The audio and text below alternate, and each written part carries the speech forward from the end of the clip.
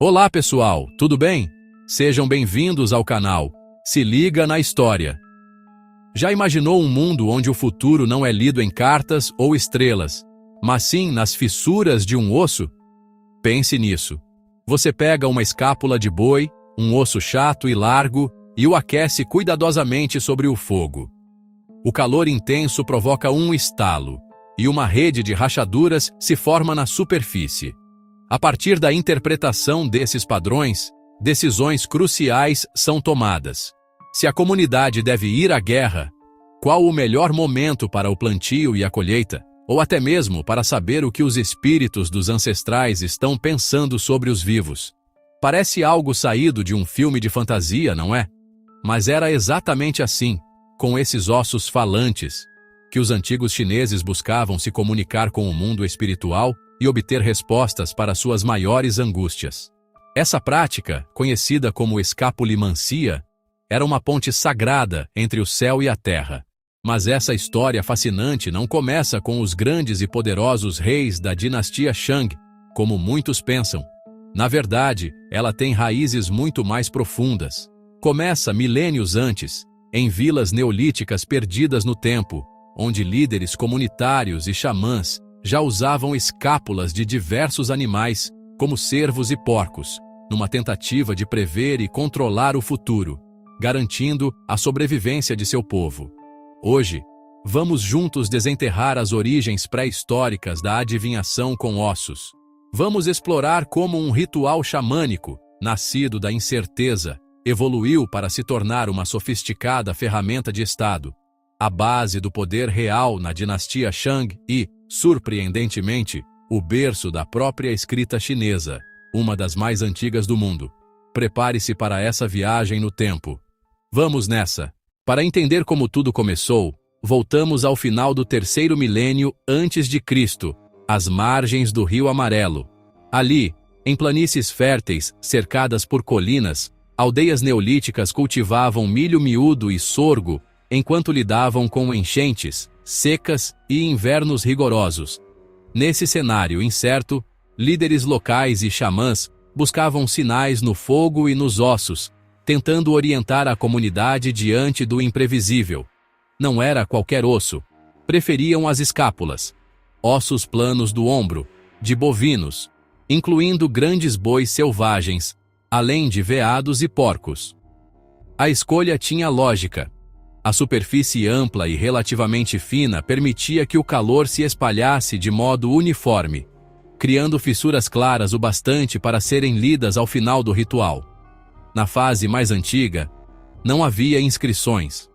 O procedimento era direto e sensorial. A escápula era aquecida nas brasas da fogueira ou tocada com uma vareta em brasa, às vezes de metal. O calor acumulado gerava tensão interna e, de súbito, o osso estalava. O som seco do estalo cortava o silêncio, o momento em que, para eles, o invisível começava a responder. As trincas, com sua direção, comprimento e profundidade, eram então observadas por um especialista da aldeia, um xamã, um ancião respeitado, talvez o próprio chefe. Ele comparava os padrões com experiências anteriores e transmitia à comunidade um veredito, buscando sentido na forma como a matéria respondia ao fogo. Achados arqueológicos em sítios como Taozi, no atual Shanxi, revelam ossos queimados e fissurados em contextos cerimoniais, próximos a áreas de oferendas e espaços comunitários. Esses vestígios indicam ritos públicos cuidadosamente conduzidos, e não um hábito casual do dia a dia. Era, ao que tudo indica, uma cerimônia de aldeia, gente reunida ao cair da noite, fogueira acesa, oferendas simples. O rito fortalecia vínculos, organizava decisões e reafirmava uma visão comum de mundo, na qual natureza, ancestrais e vivos mantinham um diálogo permanente. As perguntas refletiam urgências práticas da vida agrária. A caça será farta na próxima lua? A chuva virá a tempo de salvar o plantio? Devemos temer ataques de vizinhos? O oráculo buscava orientar tarefas e ciclos, reduzindo incertezas e riscos que ameaçavam a sobrevivência coletiva. Longe de desaparecer, esse costume persistiu e se espalhou por diferentes aldeias ao longo do Rio Amarelo, adaptando-se a paisagens e tradições locais. Com o tempo, a prática ganhou regularidade, mas permaneceu enraizada na vida comunitária e nas necessidades do campo.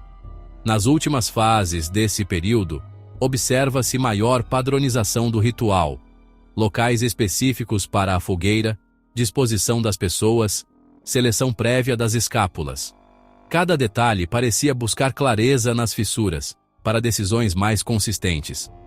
Os materiais seguiam a tradição. Escápulas de boi eram as preferidas, mas veados e porcos também supriam a demanda.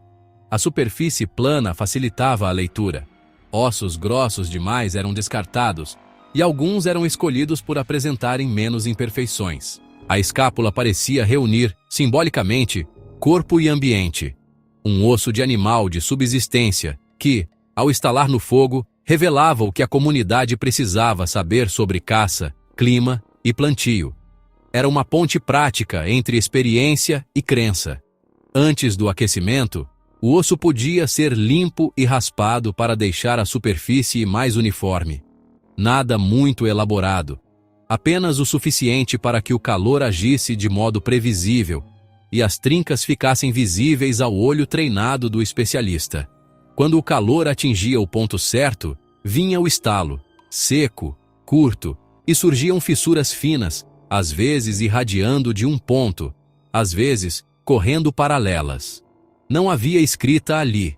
Havia padrões na matéria que guiavam escolhas práticas do cotidiano. A leitura buscava respostas claras.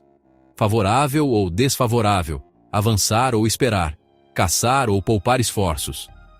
Mesmo simples, esse veredito ajudava a alinhar expectativas e coordenar ações coletivas. Após o rito, a memória do evento circulava pela aldeia. Quem perguntou, o que foi visto, qual decisão foi tomada. Tradições orais, repetidas ao redor do fogo, preservavam exemplos e comparações para consultas futuras. É essa dimensão comunitária, sem registros escritos, mas com forte memória coletiva, que diferencia a prática neolítica de formas mais tardias e centralizadas de adivinhação. As escavações modernas ajudam a reconstituir o quadro. Camadas de cinzas, ossos queimados, fossas de descarte e áreas de uso repetido.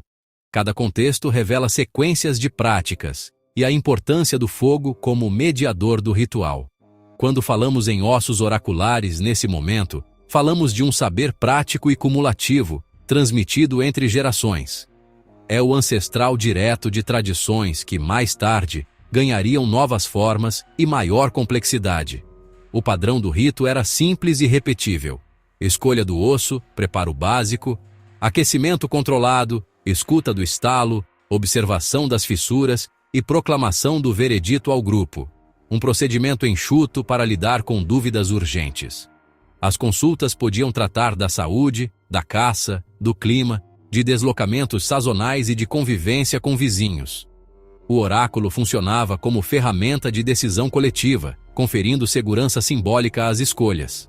Ao mediar a relação entre pessoas, ambiente e ancestrais, o ritual também reforçava lideranças locais. O especialista do fogo e do osso ganhava prestígio por orientar o grupo nos momentos decisivos. Com o passar do tempo, ossos usados eram descartados ou guardados em fossas. Esses depósitos formam, hoje, um arquivo involuntário da vida ritual, uma coleção de testemunhos silenciosos sobre dúvidas e decisões de antigas aldeias. Assim, nas aldeias do Neolítico ao longo do Rio Amarelo, a adivinhação com escápulas surgiu como resposta às incertezas do campo. Em épocas posteriores, essa tradição evoluiria e ganharia novas camadas, mas suas raízes estão aqui: fogo, osso, comunidade e decisões que sustentavam a vida. A história da adivinhação com ossos é, no fundo, a história humana de buscar controle sobre o incontrolável. Muito antes de qualquer formalização posterior, nas aldeias neolíticas de regiões como Taozi e o horizonte cultural de Longshan, As comunidades se reuniam ao redor do fogo para ouvir o que os ossos tinham a dizer. À luz trêmula das chamas, uma escápula de boi era aquecida com cuidado. O calor acumulado fazia surgir estalos secos. Puc, puc. E, com eles, um mapa de trincas que parecia revelar a vontade dos espíritos.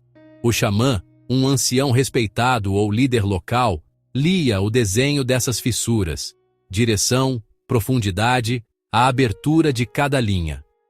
As perguntas eram diretas e vitais. Virá chuva para a semeadura? A caça será farta na próxima lua? O rio vai transbordar? Devemos evitar o vale dos vizinhos hostis? A cerimônia, mais que um oráculo, era um pacto social. Reunia, confortava e organizava decisões sob uma visão comum de mundo. Hoje, a arqueologia confirma essa prática em contextos rituais. Escápulas queimadas, marcas térmicas e vestígios de fogueiras em sítios associados a oferendas. Essas evidências mostram que, antes de inscrições e registros, o ritual era som, luz e rachaduras. Um diálogo ancestral com o desconhecido. Dessas fogueiras surgiu um legado que moldou, por séculos, o modo como as pessoas buscavam sentido e direção. E você? Se pudesse consultar um antigo oráculo de ossos hoje, que pergunta faria sobre sua vida ou o mundo? Escreva nos comentários. Quero muito ler as ideias de vocês. Se curtiu, compartilhe com quem ama a história. Obrigado pela companhia. Nos vemos no próximo Se Liga na História. Até a próxima!